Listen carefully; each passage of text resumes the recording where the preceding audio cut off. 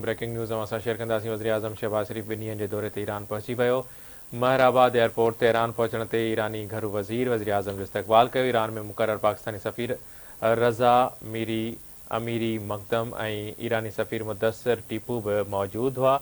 आला सफ़ारती एहलकारनि बि वज़ीर आज़म शहबाज शरीफ़ ऐं पाकिस्तानी वफ़द जो इस्तक़बाल कयो। एयरपोर्ट ते वज़ीर आज़म शहबाज शरीफ़ खे ईरानी फ़ौज जे दस्ते सलामी ॾिनी।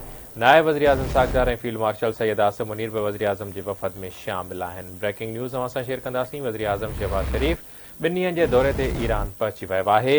अवां खे आगाह कंदासीं, ईरान में मुक़रर पाकिस्तानी सफ़ीर रज़ा अमीरी मक़दम ऐं ईरानी सफ़ीर मुदस्सिर टीपू बि मौजूदु हुआ। महराबाद एयरपोर्ट पहुचण ते ईरानी घरू वज़ीर वज़ीर आज़म जो इस्तक़बाल कयो। ईरान में मुक़रर पाकिस्तानी सफ़ीर रज़ा अमीरी ऐं ईरानी सफ़ीर मुदस्सिर टीपू बि मौजूदु हुआ। आला सफ़ारती एहलकारनि वज़ीर आज़म शहबाज शरीफ़ ऐं पाकिस्तानी वफ़द जो इस्तक़बाल कयो। एयरपोर्ट ते वज़ीर आज़म शहबाज शरीफ़ खे ईरानी फ़ौज जे दस्ते सलामी बि ॾिनी आहे। नाज़रीन असां हाणे जॉइन कयो आहे ब्रेकिंग न्यूज़ ऐं असां शेयर कंदासीं। नायब वज़ीर आज़म इसहाक़ डार ऐं फील्ड मार्शल सैयद आसिम मुनीर बि वज़ीर आज़म सां गॾु आहिनि।